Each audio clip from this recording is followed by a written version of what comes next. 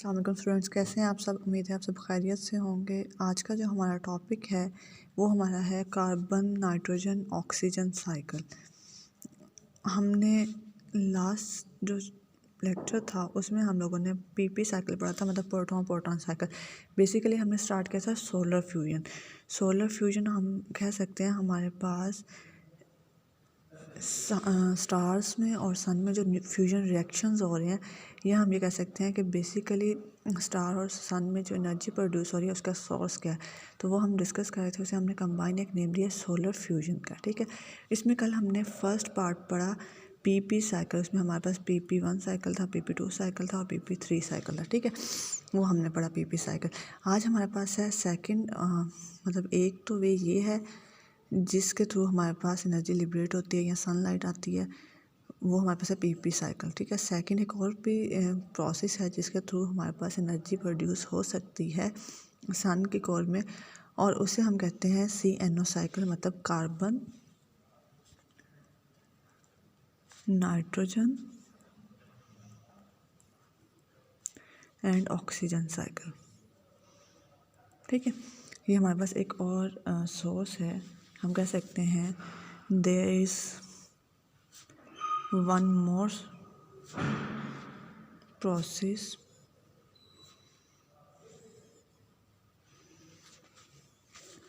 through which energy is liberated or produced, known as CNO cycle. ठीक है, अब ये जो CNO साइकिल है, अगर हम बात करें कॉलम बैरियर की, तो हमारे पास जो प्रोटॉन प्रोटॉन के दरमियान कॉलम बैरियर होता है वो सबसे स्मॉलर होता है। ठीक है, फिर जैसे जैसे हम मूव करते हैं हीलियम बनता है, फिर हीलियम कंज्यूम होती है। हीलियम का जो कॉलम बैरियर पोटेंशियल होता है वो ज़्यादा होता है पीपी से। ऐसे फिर नेक्स्ट हम कार्बन पे आते हैं, तो कार्बन का जो कॉलम बैरियर होता है, मतलब इनको कंपोज करने के लिए या फ्यूज़ करने के लिए हमें जो एनर्जी चाहिए होती है वो ज़्यादा होती है। ठीक है, इसी तरह से हम फर्दर मूव करते जाते हैं। तो हमारे पास जो CNO साइकिल है, मतलब जो एनर्जी प्रोड्यूस होती है through carbon nitrogen oxygen cycle, इसका जस्ट 2% जो है वो सन में होता है। मतलब सन में जितनी भी एनर्जी प्रोड्यूस होती है उसमें से जस्ट 2% एनर्जी ऐसी होती है जो CNO साइकिल के थ्रू प्रोड्यूस होती है। बाकी हमारे पास PP साइकिल के थ्रू होती है। जो हमारे पास हैवी स्टार्स हैं उनमें जो एनर्जी प्रोड्यूस होती है ना, वो मोस्टली CNO साइकिल के थ्रू प्रोड्यूस होती हैं।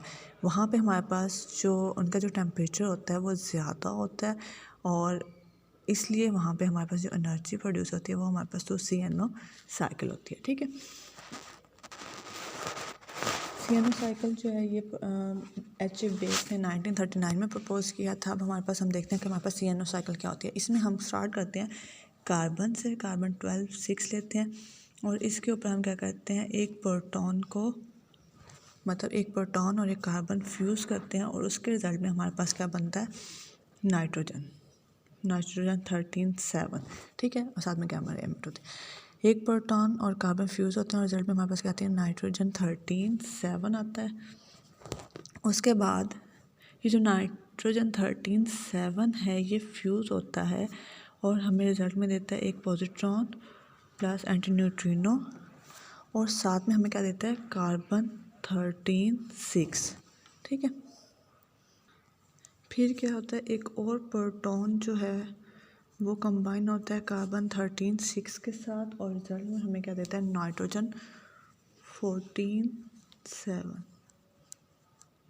ठीक है, और फिर एक और प्रोटॉन कंबाइन होता है नाइट्रोजन 14 7 के साथ, और रिजल्ट में हमारे पास क्या आता है, ये 7 है, 1 है, 8 पे हमारे पास क्या होता है, ऑक्सीजन होता है, और हमारे पास आता है ऑक्सीजन 15 8। ठीक है, फिर ये जो ऑक्सीजन 15 8 है ये डिकम्पोज होता है, और रिजल्ट में हमें क्या देता है, पॉजिट्रॉन और साथ में एक न्यूट्रिनो।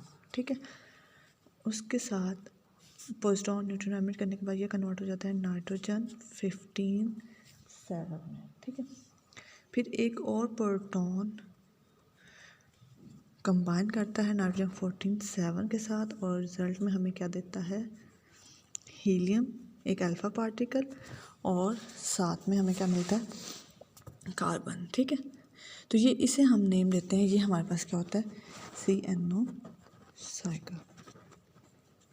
ठीक है, सबसे पहले हमने क्या किया, कार्बन 12 6 था, प्रोटॉन फॉल हुआ, कंबाइन हुआ, फ्यूज़ हुआ कार्बन के साथ, और रिजल्ट में हमारे पास क्या है, नाइट्रोजन 13 7। ठीक है, 6 + 1 7, 7 पे नाइट्रोजन होता है 13। उसके बाद ये जो नाइट्रोजन 13 था ये डिकम्पोज हुआ और इसने क्या किया, पॉजिट्रॉन और न्यूट्रिनो के साथ एक कार्बन 13 6 दिया हमें। ठीक है, फिर ये जो कार्बन 13 6 था ये अगेन एक प्रोटॉन के साथ फ्यूज़ हुआ और रिजल्ट में हमारे पास क्या है, नाइट्रोजन 14 7 आया। फिर ये जो नाइट्रोजन 14 7 था ये एक प्रोटॉन के साथ कंबाइन हुआ और उसे हमें क्या दिया, ऑक्सीजन 15 8।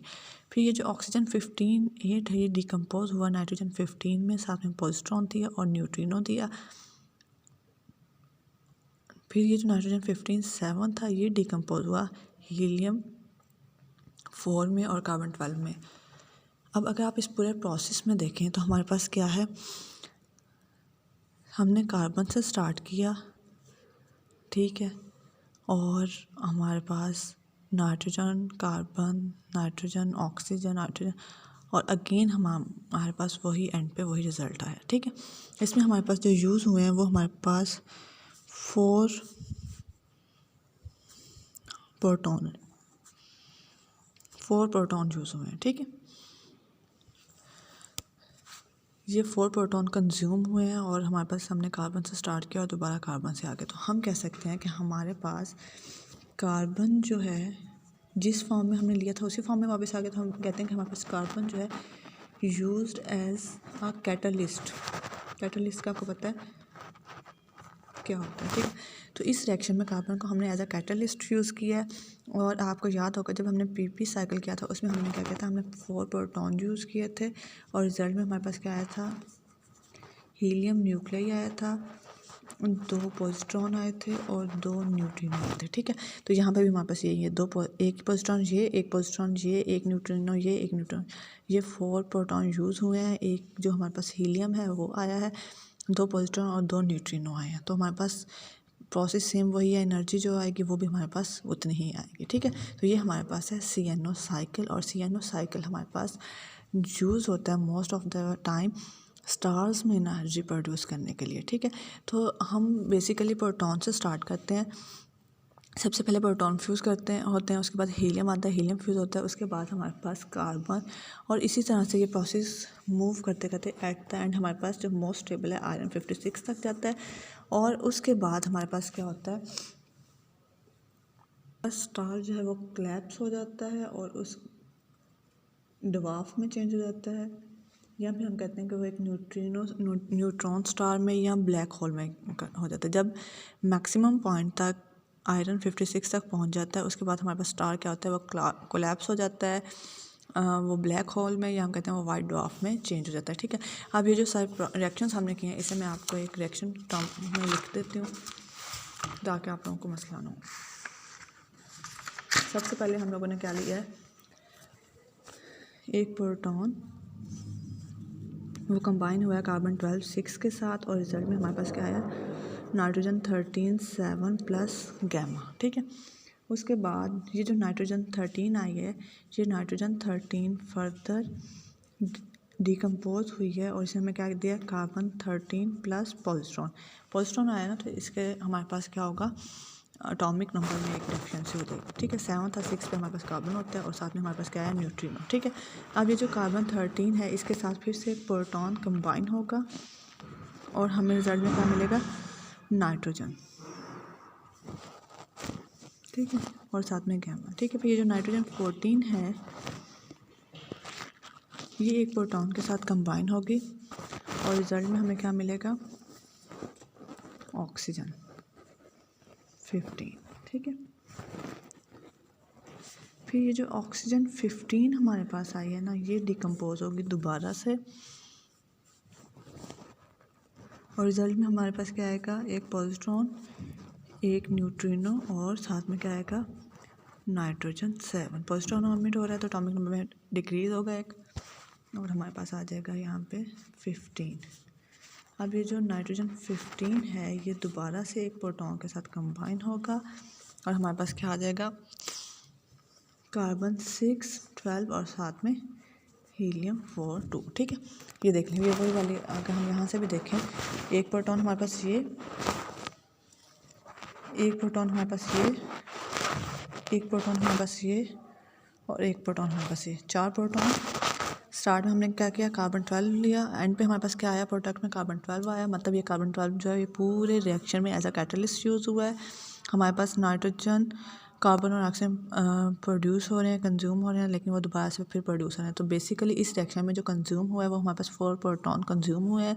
रिजल्ट में हमारे पास अल्फ़ा पार्टिकल आया है, 1 2 पॉजिट्रॉन आए हैं, 2 न्यूट्रिनो आए हैं। ठीक है, अब हमारे पास है कि हमारे पास एविडेंस क्या है कि हमारे पास सन के कोर में या सन से, देखिए हमारे पास जो एनर्जी प्रोड्यूस होती है, जो रिएक्शंस हो रहे हैं वो सन के कोर में होते हैं।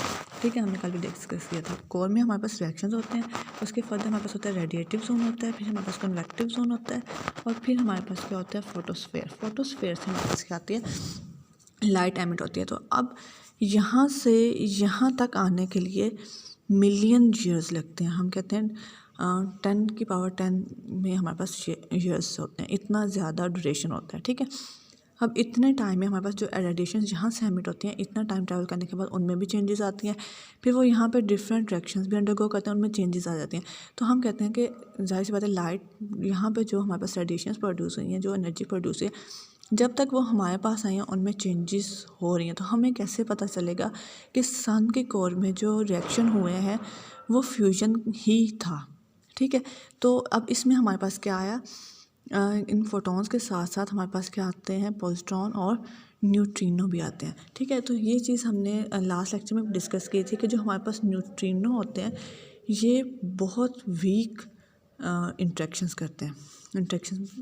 तो अब जितने भी हमारे पास, लेट्स सपोज हमारे पास 28 न्यूट्रिनोस हैं, जितने भी न्यूट्रिनोस प्रोड्यूस हो रहे हैं, तो उनमें बहुत ही लो प्रोबेबिलिटी होती है कि न्यूट्रिनो मैटर के साथ इंटरेक्ट करें। ये जो न्यूट्रिनो हैं ये फॉल होते हैं, ये हमारी बॉडी पे भी फॉल हो जाते हैं और हमें इसका पता भी नहीं चलता। ठीक है, तो हम, क्योंकि ये न्यूट्रिनो एक वाहिद ऐसी चीज़ है जो हमारे पास विदाउट ट्रैक की है, उस सारे प्रोसेस से होते हुए, मतलब कोर से रेडिएटिव जोन, फिर रेडिएटिव जोन से एक्टिव जोन, और वहाँ से फोटोस्फेयर, और वहाँ से फिर हम अर्थ पे आती है। तो ये न्यूट्रिनो एक ऐसी चीज़ है जिसे हम कह सकते हैं कि ये विदाउट इंट्रैक्शन हमारे पास पहुँची है, मतलब जिस तरह से कोर में प्रोड्यूस है वहीं से।